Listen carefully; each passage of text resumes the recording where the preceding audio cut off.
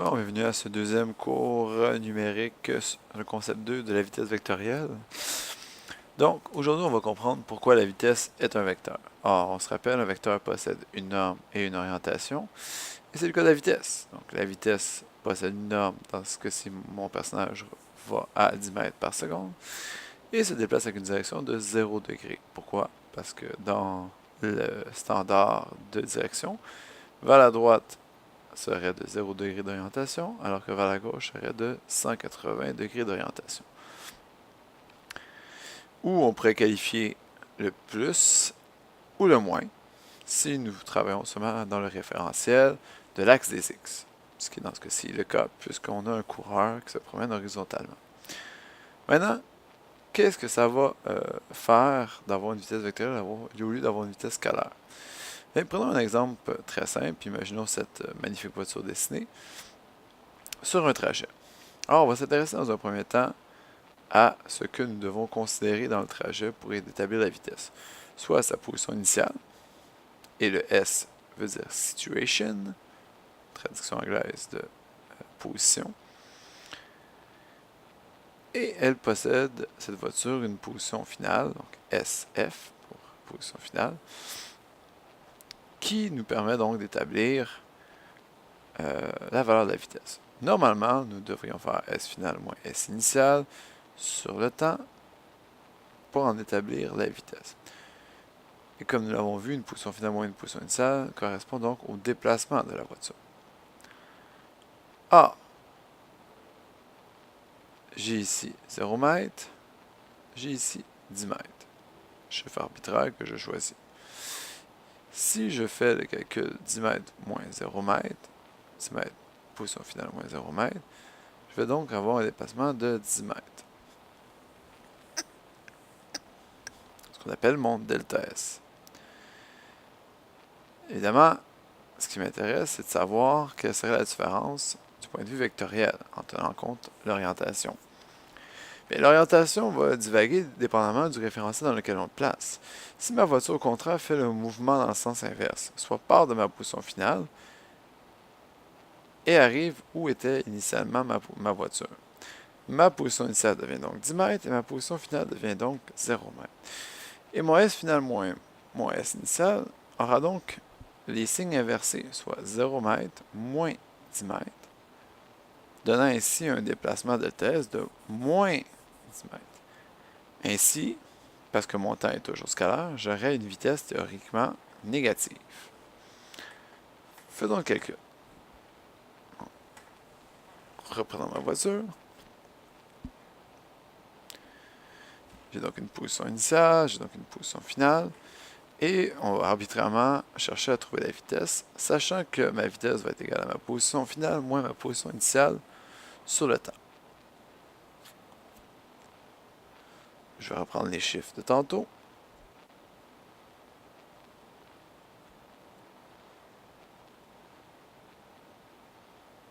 N'oubliez pas évidemment que cette formule est valable seulement si la vitesse est constante. Or, reprenons les chiffres, 0 m ma position initiale, 10 mètres ma position finale, et établissons pour le bien de la cause que mon temps sera donc de 2 secondes.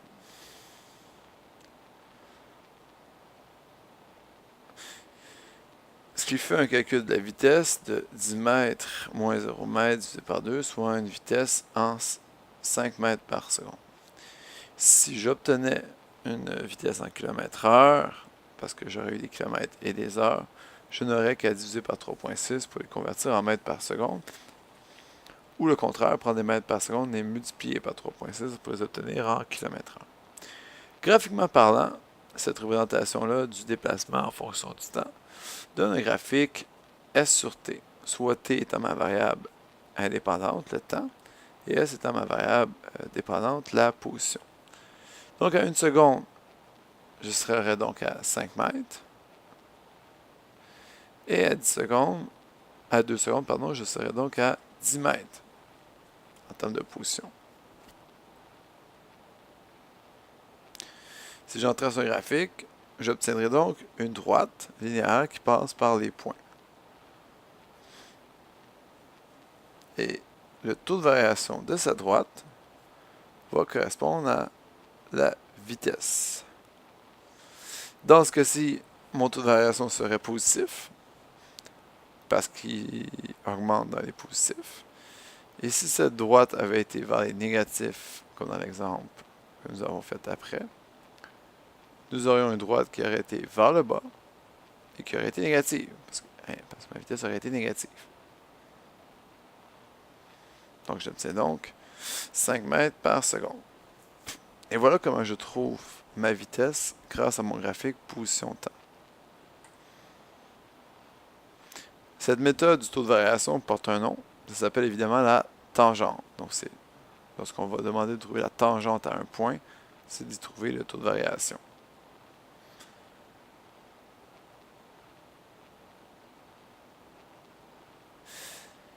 Le calcul de cette vitesse correspond dans le fond à l'ensemble de mon mouvement. C'est pour ça qu'on va qualifier cette vitesse de vitesse moyenne.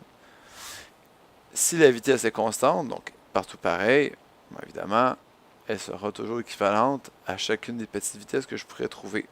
Et chacune de ces petites vitesses-là correspond à un point précis sur ma graphique, correspond à ma vitesse instantanée.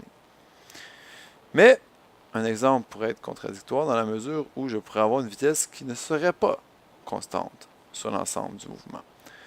Imaginons la situation suivante. Imaginons que j'ai un mouvement qui commence constant, puis qui s'arrête, formant un petit plateau. Par la suite, il repart. Mon calcul de ma vitesse moyenne partirait donc du début jusqu'à la fin, sans tenir compte évidemment qu'à un moment ou à un autre, je me suis arrêté. Je ne prends que la position finale de mon mouvement, et la position initiale étant 0, et j'en fais le calcul. Soit par exemple 15 mètres en 5 secondes. Ça me donne une vitesse moyenne de 3 mètres par seconde. Dans ce cas-ci, il s'agit plus d'un bilan. Cependant, si je m'intéresse à ma vitesse instantanée durant ce plateau, je vais faire le calcul suivant. Imaginons que la valeur de position à ce moment précis vaut 12 mètres. J'obtiendrai donc alors comme position finale 12 mètres, mais j'obtiendrai aussi comme position initiale 12 mètres, dépendamment de l'intervalle de temps que je vais placer. On va dire que pour la position finale, j'ai 3 secondes, et que pour ma position initiale, je serai à 2,5 secondes, par exemple. Peu importe l'intervalle de temps, 12 mètres moins 12 mètres me donnerait donc une vitesse de 0 mètres par seconde. Ce qui fait en sorte qu'à ce moment-ci, ma vitesse instantanée vaut 0 mètres par seconde, malgré le fait que ma vitesse moyenne ne vaut pas 0, mais plutôt 3 mètres par seconde. Lorsque ma vitesse est constante, ma vitesse moyenne vaut toujours ma vitesse instantanée, mais on va voir éventuellement que mes vitesses ne peuvent pas être toujours constantes, donc vont varier.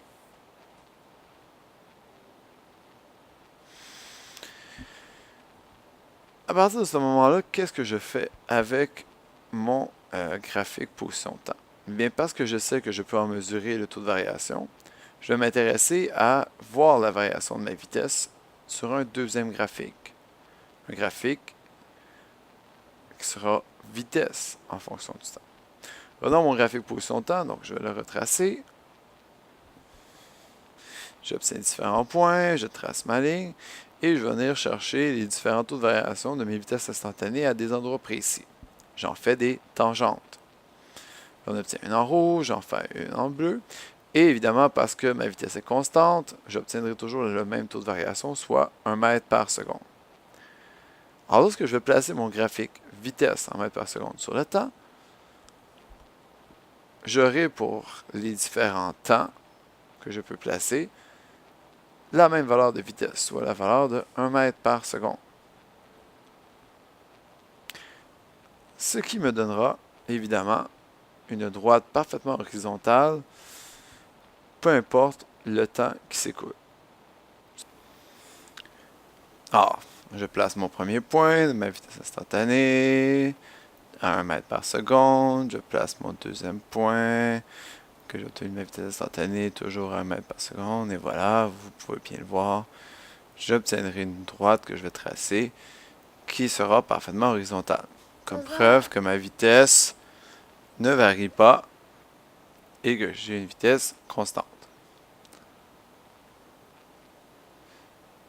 Or, ce qui est intéressant, c'est que si pour passer d'un graphique position-temps à vitesse temps, j'ai dû faire les tangentes, l'opération inverse, pour partir de ma vitesse et de l'amener jusqu'à mon déplacement total, je devrais faire l'air sous la courbe. L'air sous la courbe, évidemment, ça le dit, c'est-à-dire que de ma courbe qui est tracée, je vais en mesurer toute l'aire en multipliant les deux côtés, soit la hauteur de mon graphique et le côté de mon graphique. Donc, soit dans ce cas-ci le temps fois la hauteur de ma vitesse.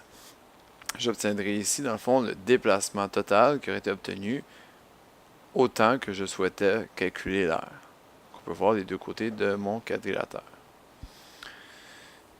Et alors, je répète, si l'aire sur la courbe me donnera ainsi le déplacement, à partir du déplacement, je peux obtenir via la tangente la vitesse correspondante. Donc, il s'agit de deux opérations contraires que l'on peut effectuer sur un graphique pour obtenir, dans le fond, l'équivalent du graphique suivant.